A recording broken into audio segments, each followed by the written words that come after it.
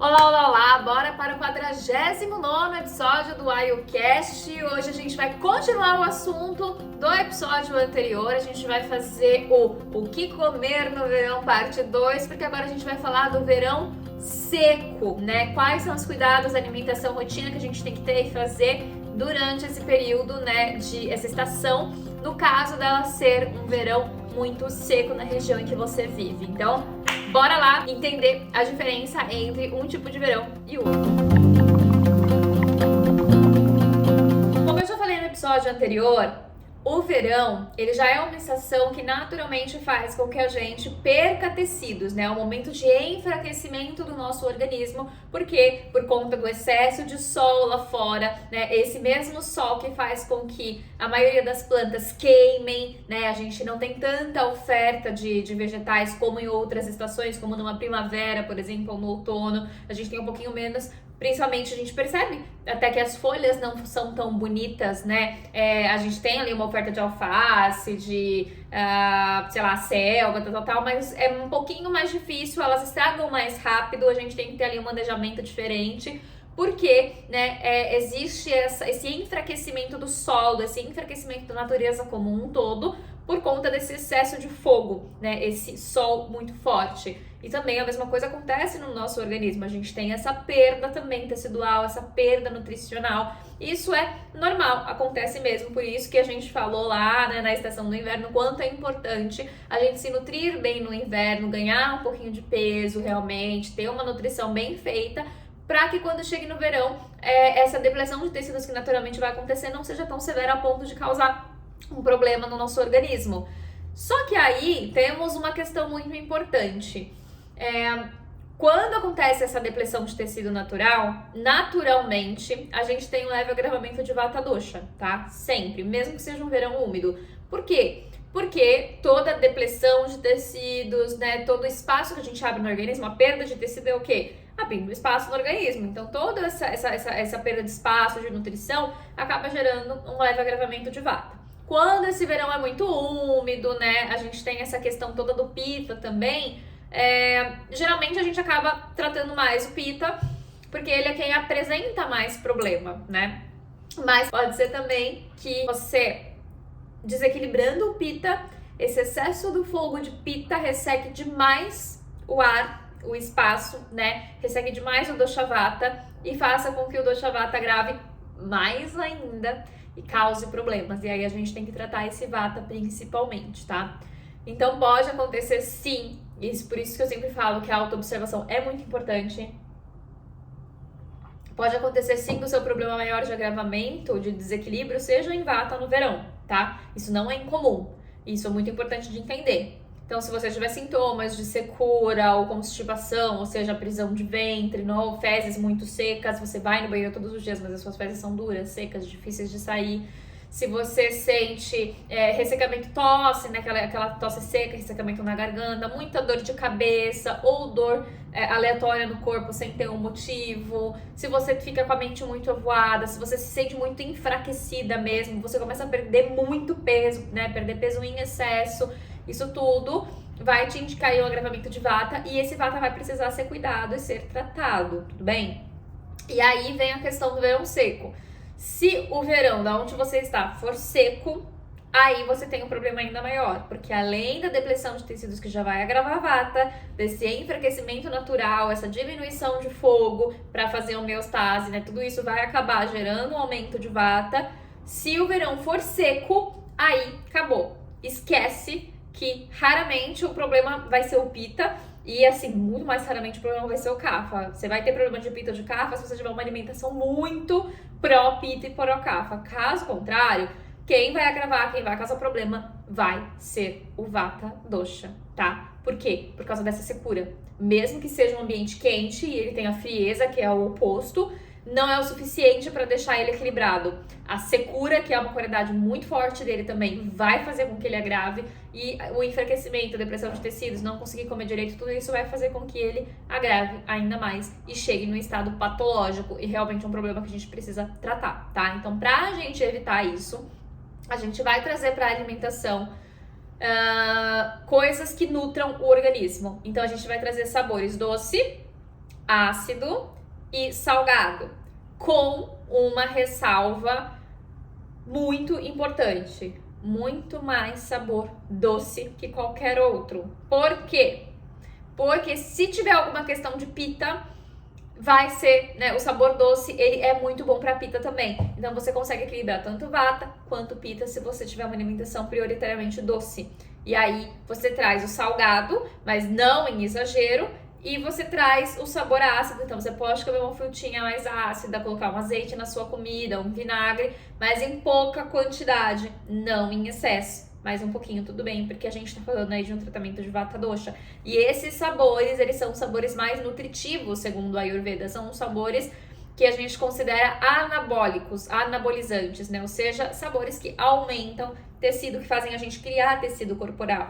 Já os sabores picante, amargo e adstringente são muito usados em dietas, principalmente porque eles reduzem tecido, eles não formam, eles são catabolizantes, eles ajudam a perder tecido, a ressecar tecido e não a fazer tecido, tá? Então, por isso que a gente vai usar esses 3 sabores com esse pontinho aí importante que você deve grifar no seu caderninho, que o sabor doce é o principal. Lembrando que sabor doce não é doce tipo açúcar. Sabor doce é o sabor adocicado dos alimentos e esse fator nutritivo dos alimentos, né? Isso que o Ayurveda quer dizer. Então a gente tá falando aí de um aumento no consumo de legumes mais adocicados, a gente vai aumentar o consumo aí de raízes, de abóbora, abobrinha, beterraba, né? Todas as batatas, como eu falei, raízes, né? A batata entra aí.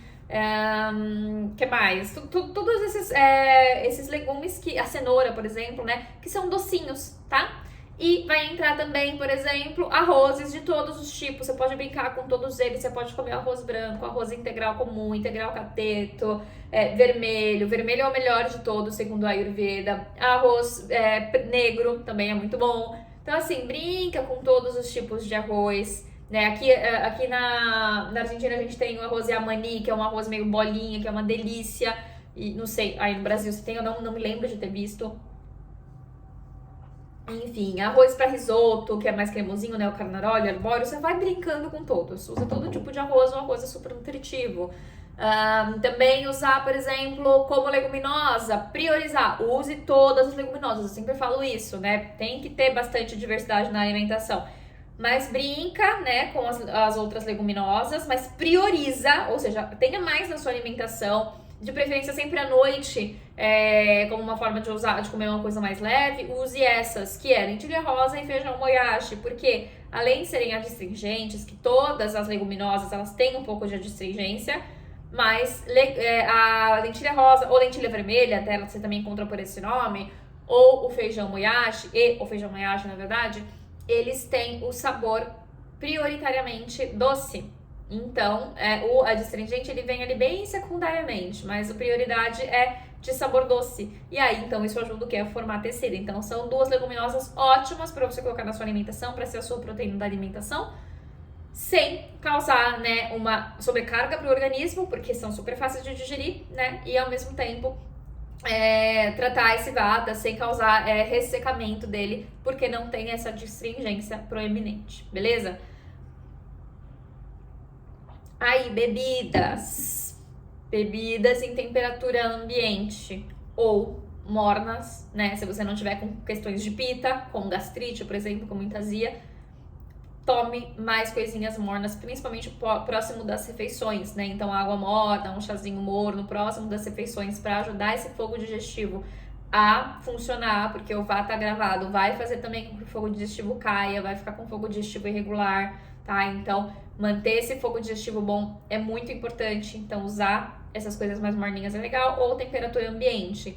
Nesse caso de vata agravado, esquece que gelado, frio, não vai ser legal, melhor eliminar até passar essa fase, até passar essa estação.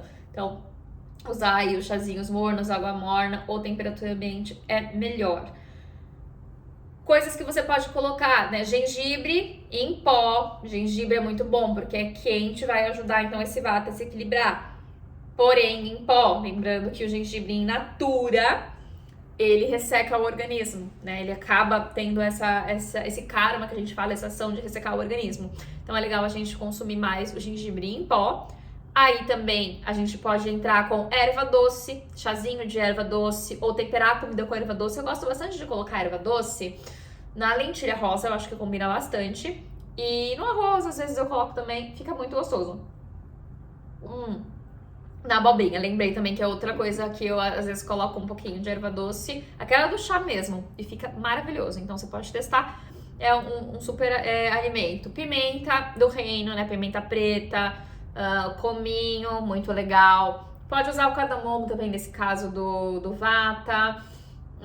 Canela nesse caso, né? Sempre, se você não tiver questões de pita, você pode incluir a canela para ajudar esse vata, sempre, né? Sem exagero, mas um pouquinho sim. E aí, duas ervinhas que eu acho muito boas para você fazer chá, para você usar nessa fase é alcaçuz. O alcaçuz ele tem um sabor bem doce, ele é maravilhoso para tratar vata e pita por causa disso. Então pode incluir chazinho de alcaçuz no seu dia a dia no verão. E malva branca, tá? A malva branca a gente chama de bala no Ayurveda. E bala é uma palavra em sânscrito que significa força.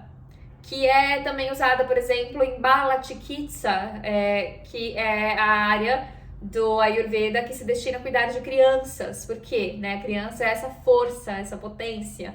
Então, quando a gente vai falar de fazer um tratamento no Ayurveda, a gente fala, a gente tem que verificar se o paciente tem bala para fazer esse tratamento, né? Esse tratamento mais forte. O que é? Se ele tem força, vitalidade para isso. Então, a malva branca é chamada de bala porque ela traz justamente isso. Ela traz essa força. Então, é uma erva muito boa para ser usada para questões de vata, muito boa para ser usada na alimentação. A gente faz óleos medicados com ela para passar no corpo, por exemplo, né, dentro das terapias Ayurveda. Então, ela é muito boa para ser usada aí também. Frutinhas, tá? Pode comer as frutinhas da estação. E aí, assim, nesse caso, pode usar as mais ácidas, não tem problema, né? Se for daquela estação, pode usar. Você só cuida, realmente, se você tiver as questões de pita, se você tiver gastrite, mas caso contrário, você pode consumir. E também, todas as frutinhas bem doces vai ser muito bem-vindo aí para esse vata dosha gravado, nesse caso, né, desse verão seco.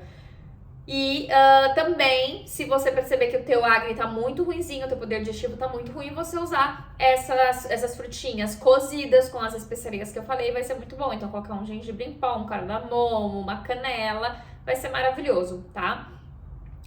Consumir, eu falei do arroz, eu esqueci de falar, se você se dá bem, não é todo mundo que se dá, eu não me dou, tá? Mas se você se dá bem com aveia, também aveia é um ótimo alimento para esse período. De repente, no café da manhã, fazer mais mingauzinho, uma panquequinha de aveia, tal, vai ser legal, tá? Porque também é um alimento super doce, super nutritivo. Mas ele é mais pesadinho para digestão, por isso que eu falei, tem pessoas que não estão tão bem, então preciso observar isso.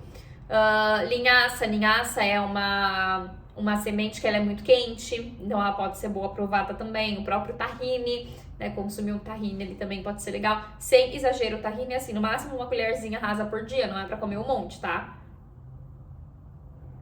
E aí observa, porque se começar a ter muita acidez estomacal, pode ser o tahine por ele ser muito quente, então observa, mas pra vata ele é muito bom. Como eu já falei, evitar gelados, né? E evitar adstringentes, amargos e muito picantes. Picante tem que ser na medida certa, só para trazer o quentinho, mas não pode exagerar porque a picância resseca, a picância é catabolizante. Então, eu gosto sempre de dosar bastante ali também, né, no verão, em qualquer verão, dosar muita pimenta, tomar muito cuidado. E esse sal também, excesso de sal não vai ser bom, tá? Mais um pouco sim, e um pouquinho mais do que no verão úmido. Quem tá no verão úmido tem que evitar bastante, tem que reduzir bastante sal, mas quem tá no verão seco pode usar, mas sem exagero, tá? E aí lembrando, então, nesse caso de vata dosha agravado, a gente falou para evitar adstringente, para evitar amargo. Então, nesse caso, não é tão legal consumir saladas, tá? Então, aí é a pessoa que talvez não vai se beneficiar tanto das saladinhas, que talvez seja melhor ela ir mais pros legumes mesmo, e se for consumir salada, que sejam saladas que possam ser cozidas ou refogadas, tá? E aí, por exemplo, o alface é um que grelhadinho na frigideira fica, ó, uma delícia, eu amo, tá?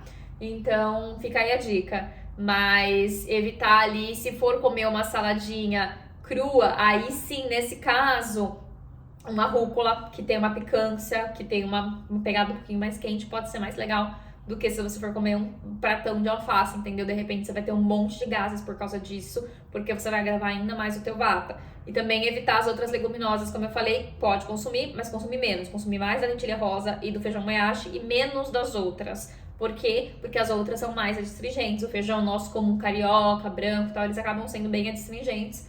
E aí pode acabar te dando muitos gases, dor de cabeça, dificuldade digestiva por conta disso, tá? Eu gosto bastante do tofu, o tofu não me faz mal de forma nenhuma, então você pode testar também usar como proteína o tofu. E se você tá acostumado a comer carnes, aí fica a dica, nesse caso, geralmente o poder digestivo realmente fica bem ruim, então a gente evita produtos de origem animal. E aí, nesse caso, carne, né, sempre na hora do almoço, mas preferencialmente fazer sopa de carne, tá? Então, fazer ela cozida com um pouco de água, tá? Mas não grelhadinha, não assada. Nesse caso do vata, né, desse frio seco que agrava vata, a gente precisa trazer mais água, umidade, oleosidade para dentro. É o oposto do verão úmido. Então, a gente vai precisar de fazer preparos mais úmidos. Então, fazer preparos de legumes, das próprias carnes, né? Cozidas em água ou no vapor para manter mais ainda aquela umidade, tá? E evitar os grelhados, os assados, air fryer. Por quê? Porque você quer trazer umidade pro corpo e não secura, porque você já está com secura demais, entendeu? Então, aí é o oposto que a gente vai fazer. E aí, de novo, a gente falou, os ácidos, né, frutinhas mais ácidas, um saborzinho mais ácido pode ser legal. Mas não use alcoólicos e fermentados. Alcoólicos porque o álcool resseca e os fermentados, eles vão gerar teor alcoólico, eles vão acabar fermentando também. Se você tiver com questão de gases, esses fermentados vão piorar. Então, evite, tá? Mesmo assim, mas o iogurte não é bom pra vata? No tratamento de vata feito depois que o Agni já foi restabelecido. No período do verão, o Agni não está bom. Então, não é o momento de usar o bendito do iogurte. Mas você pode, se você não tiver nenhuma intolerância, você pode consumir o leite em pequenas quantidades. Seria ali alguma coisa assim, máximo uma xícara de chá por dia, tá? Eu gostaria de trabalhar na meia xícara de chá por dia, eu acho que é o suficiente, tá? Mas se você se sentir bem, se você estiver acostumado, uma xícara de chá por dia é o máximo. E é isso, de preferência no café da manhã, que tá um pouquinho melhor do que à noite. À noite eu acho muito pesado. Você pode testar o Ayurveda fala da gente consumir à noite, aí seria meia xicrinha mesmo, tá? Meia xicrinha de chá. Dele à noite com o nosso moscado ajuda a dormir. Por quê? Porque agrava um pouquinho o kapha, e é o kapha que a gente precisa na hora de dormir, porque a hora de dormir é a hora de nutrição, então o kapha precisa estar mais forte. Mas aí vai, né, da tua observação. Pra mim não funciona leite à noite, não me faz bem. Então, sempre que eu vou consumir, eu consumo de manhã, mas fica a teu critério observar e avaliar o que funciona pra ti, tá? Que mais? Eu acho que de agora que eu precisava falar pra vocês é isso, porque não tem, como eu sempre falo, nesses momentos mais delicados, o básico é sempre melhor, né? A gente evitar ir pra muitos extremos, a gente evitar coisas mirabolantes, né? Então, o básico, ele vai funcionar. Então, esse básico da comidinha de todos os dias de vovó, sem excesso de tempero, sem excesso de coisa, usar bastante, não ter medo dos carboidratos, do arroz, dos legumes mais doces, né? Do leite, como eu comentei. É muito importante. E ghee, tá? Ghee também pode entrar aqui. Nesse caso, também pra vata vai ser legal. E aí, no caso de vata, o óleo de gergelim também é muito bom. Então, consumir óleo de gergelim, colocar óleo de gergelim na comida vai ser legal, tá? E aí você só observa pra ver. Se o pita começar a gravar, se começar a ter muita queimação, você evita e fica só no ghee. Mas se não, o azeite ou o óleo de gergelim vão ser ótimos, tá? Então pode usar essas 3 gorduras numa boa, que não tem problema nenhum. E aí, oleação é uma coisa assim, vata tá gravado, quer fazer uma oleação? Faça, mas observa. Eu não gosto, mas é porque eu tenho pita muito agravada. Então, pra mim, não funciona a oleação de corpo inteiro e tal, mesmo no verão. mesmo com vata gravado, me agrava o Pitta se eu fizer, então eu evito. Então você pode observar, fazer o teste em você e ver se no verão funciona, mas eu sempre recomendo nesse caso fazer pouco, de preferência só nos pontos principais, então só assim no topo da cabeça, nas orelhas, nos pés, mas evitar fazer banho de óleo, por quê? Porque como a gente falou, a digestão não tá boa. Então o Ayurveda mesmo, ele não recomenda muito fazer a bianga, fazer terapias com óleo nesse período do verão, seja ele seco ou úmido, por quê? Por causa disso, porque a gente não tem tanto poder digestivo, tá? Então eu evitaria. E também você pode testar fazer de repente com óleo de coco e ver como você se sente, por quê? Porque ele é frio, né? Ele é refrescante. Então, de repente, o óleo de coco pode ser mais benéfico. Não é uma recomendação do Ayurveda que eu estudo. Existe o Ayurveda de outra localidade, ali da Índia mesmo, que fala que se usa bastante, usa mais, né, o óleo de coco, mas não é da linhagem que eu estudo, né, que eu estudo com base no BMS, que é uma universidade lá muito reconhecida na Índia, e que traz, então, essa forma de pensar em que o óleo de coco ele entra muito pouco. Mas tem, sim, algumas outras localidades que acabam usando mais acho que é o Ayurveda do Kerala, inclusive, que acaba usando mais o óleo de coco, tá? Então, você pode fazer o teste e ver como funciona pra você, se funciona pra você o olhinho de coco. Mas faça essa dosagem sempre se observando com relação a todos os alimentos, a todos os preparos, a todos os óleos que você usa pra saber o que funciona pra você, porque cada corpo é único, como eu sempre trago aqui, como o Ayurveda sempre deixa muito, muito, muito, muito, muito claro. Beleza? Então, é isso. O vídeo ficou tão longo quanto o primeiro, ainda bem que eu cortei, porque senão vocês iam ter aí quase 1 hora de podcast, né? Então, espero que vocês tenham gostado, que ajude vocês a enfrentar o verão quando ele vier, porque agora que eu estou gravando esse vídeo, eu não sei quando você vai estar ouvindo, né? Mas eu estou gravando esse vídeo no final do inverno, então ainda tem primavera para depois vir o verão, mas a gente já vai aprendendo para já ir se preparando, né, para as próximas estações. Eu acho isso muito importante. Então deixa tudo anotadinho para você lembrar quando o verão estiver chegando, beleza? Se você estiver me assistindo no YouTube, lembra de se inscrever no canal. Se você ainda não é inscrita, lembra de curtir esse vídeo, de ativar o sininho para receber as notificações sempre que sair um novo vídeo. E claro, manda esse vídeo para outras pessoas que você acha que possa se beneficiar desse conteúdo, para que o Instagram, para que o YouTube entenda que esse conteúdo é um bom conteúdo e possa espalhar para mais pessoas. E se você estiver no Spotify, lembra de seguir essa conta e também de enviar para outras pessoas que você acha que possam se beneficiar, porque assim também é uma forma do Spotify entender que ele pode liberar esse conteúdo para mais pessoas, beleza? Fico por aqui e o nosso próximo episódio a gente vai falar sobre o outono. Então, o que comer no outono vai ser o nosso episódio 50. Vamos chegar no episódio 50 falando de outono. Te vejo lá.